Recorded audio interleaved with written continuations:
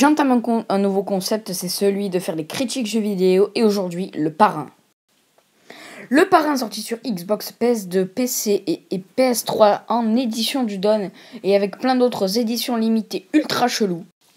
Alors ce jeu, clairement, qu'est-ce que c'est? C'est un GTA-like ou un open world comme on l'appelle aujourd'hui. C'est-à-dire qu'on peut se promener librement dans la map, que je vais vous présenter ci-dessous. Voilà. Cette map de New York, donc, qui est magnifique avec plusieurs quartiers et qui, chaque quartier est détenu par une mafia. On va devoir faire la guerre à cette mafia tout en suivant à peu près l'histoire du premier film du parrain. Ouais, ça paraît logique. Et donc, on va suivre Aldo Trapani. Enfin, on peut l'appeler comme on veut, mais c'est comme ça qu'il est appelé clairement.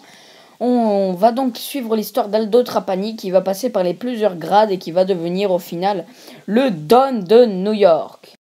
Dans ce jeu, il y a deux façons de jouer. Il y a la façon de faire l'histoire, c'est-à-dire, bah ouais, tu fais l'histoire, bon, le Don, on croit qu'il est mort, il est à l'hôpital, Sonny y va, il se fait buter, enfin bref, c'est la merde. Ou alors tu peux aller dévaliser les business et les commerces ennemis, acheter les flics, enfin bref, tu peux faire tout ce genre de trucs ultra chouettes. Ou alors tu peux genre braquer des banques ou attaquer les fourgons, faire des attaques intelligentes et partir d'un petit business tout pourrave dans une arrière-boutique ou une cave tout juste éclairée, puis au final remonter jusqu'à un putain d'entrepôt de stockage de drogue, de diamants, d'armes ou de je ne sais quoi. Ce jeu est excellent, ultra libre, tu fais comme tu veux. Et je vais vraiment dire tout le bien que je pense de ce jeu dans cette vidéo. Mais bon, là, je vous ai pas trop réellement parlé du jeu en lui-même et dans quoi il est bien et en quoi il est pas bien. Il est bien dans le fait que, bon, il y a plein de possibilités, mais le seul problème, c'est que ce jeu, si tu veux vraiment bien jouer, bah, faut prendre l'édition à 10 € de plus sur PS3. Et puis bon, les graphismes, le moteur graphique et le moteur du jeu en lui-même, c'est moche. Depuis tout à l'heure, je vous parle de l'édition du Dawn, l'édition sur PS3. Mais qu'est-ce qu'elle ajoute concrètement, cette édition?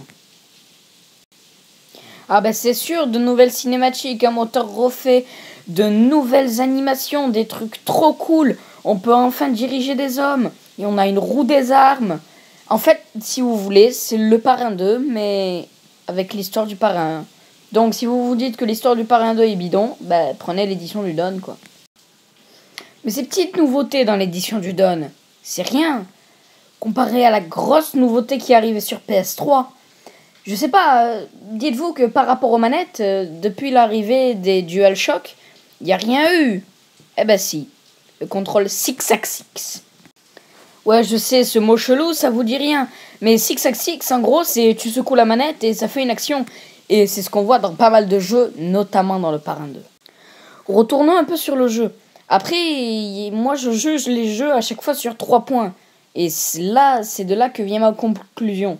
Sur ces 3 points, il y a le gameplay, les graphismes et le fond.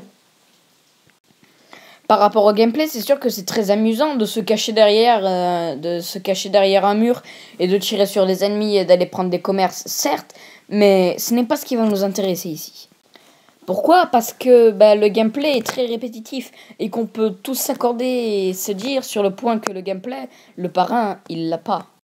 À l'image que vous êtes en train de voir, on va tous s'accorder à dire que ce soit l'édition du Dawn, parce que cette image est tirée de l'édition du Dawn, que ce soit de l'édition du Dawn ou sur PS3, Xbox, PC et j'en passe et des meilleurs, le jeu, il est moche, quoi. Dans le fond, il y a une histoire ultra passionnante que tu finis en très peu de temps. Mais surtout, ce qui nous intéresse, c'est la prise de business et de commerce. Ça reste assez répétitif, mais bon, partir d'un petit échelon et au final contrôler un business entier, c'est ultra intéressant. Et on s'y prête énormément. Et vu le nombre de business et la taille de la carte, putain, on a du temps. En bref, le parrain n'a pas un gameplay très développé, n'a pas réellement de beau graphisme, mais c'est un jeu qui en vaut le coup par le fait qu'il retranscrit très bien l'histoire et le fond en lui-même du film. Et puis bon, la dernière mission est excellente. Le jeu est très long, très bon. Ouais, c'est comme un orgasme en fait. C'est long, c'est bon, c'est du plaisir, c'est du bonheur. Prenez-le, il est pas cher. Ciao tout le monde et pour la prochaine vidéo, on se retrouve pour une autre critique sur un autre jeu de Mafia. Ciao.